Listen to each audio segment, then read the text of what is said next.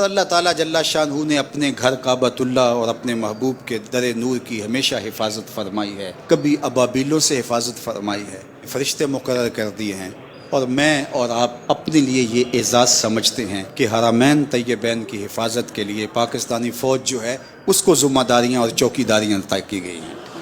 اس پر ہم اللہ کا جتنا بھی شکر ادا کرے کام میں، یہ ہمارے لیے مسرت کا اور خوشی کا مقام اور موقع ہے۔ کہتے ہیں ابابیل میزائل وہاں ہم نصب کریں گے، تو گویا ایک وہ ابابیل تھے اور ایک اللہ نے ہمیں جو ابابیل عطا کیے ہیں، یہ اللہ کی عطا سے ہی نصیب ہوئے ہیں۔ تو آج ہمارے ابابیل اللہ کے گھر کے پہرے کے لیے نصب کیے جا رہے ہیں، یہ پاکستان کا اعزاز ہے۔ اللہ کرے پاکستان کو وہ ہمت ملے کہ پورے عالم اسلام کی نصرت کے لیے کھڑا ہو سکے۔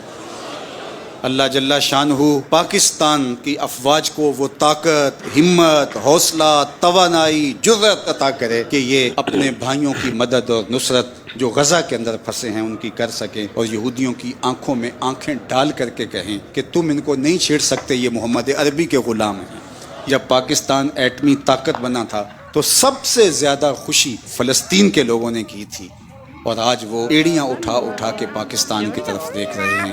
اللہ کرے ہمارے بیڑے جلد پہنچیں اور اس پہ ابابیل اور حطف اور ہمارے میزائل نصب ہوں، اور اسرائیل کو قرار واقعی سزا دیں، اور اسلام کا جھنڈا پوری دنیا کے اوپر بلند ہو۔ دنیا کے 44 ممالک جو گلوبل سمود فلوٹیلا کے نام سے کشتیوں کے اوپر غذائی اجناس اور کچھ دوائیاں لے کے غزہ کی طرف بڑھ رہے ہیں، اس کا محاصرہ توڑنے کے لیے ہم ان کی مکمل سپورٹ کر رہے ہیں، اور اللہ کی بارگاہ میں دعا کرتے ہیں کہ اللہ ان کو خیر کے ساتھ منزل پہ پہنچنا نصیب فرما۔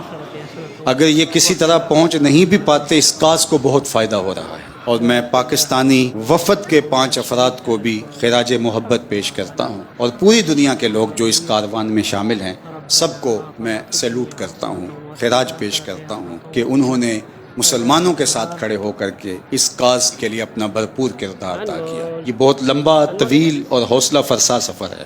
رات بہت تموج تھا بحیرہ روم میں، اور آگے چلنا مشکل ہو گیا، تو یہ پھر جزیرہ سسلی کے کنارے پر لنگر انداز ہے۔ حالات بہتر ہوں گے تو پھر آگے چلیں گے۔ 8-9 دنوں کا سفر ابھی باقی ہے، اور یہ مسلسل آگے بڑھ رہے ہیں۔ تو میں کل وہ سسلی کے حوالے سے ان کا سنا تو مجھے اقبال یاد آ گیا۔ اقبال بھی یہ جزیرہ سسلی کے قریب سے یورپ سے واپسی پر گزرا تھا، تو اقبال نے اس کو دیکھ کر کے خوب آنسو بہائے تھے اور کہا تھا کہ آنکھوں آج کھل کے رو لو، وہ نظر آتا ہے تہذیب حجازی کا مزار۔ یہ تہذیب حجازی کا مزار اقبال نے قرار دیا، اور یہاں کے جو مسلمان تھے، یہاں جو اسلام کا ایک بانکپن رہا، کس شان و شوکت کے ساتھ رہا۔ میں اور آپ اللہ کی بارگاہ میں دعا گو ہیں کہ اللہ اسلام کو پھر وہی قوت رفتہ اور عظمت پارینہ عطا فرمائے۔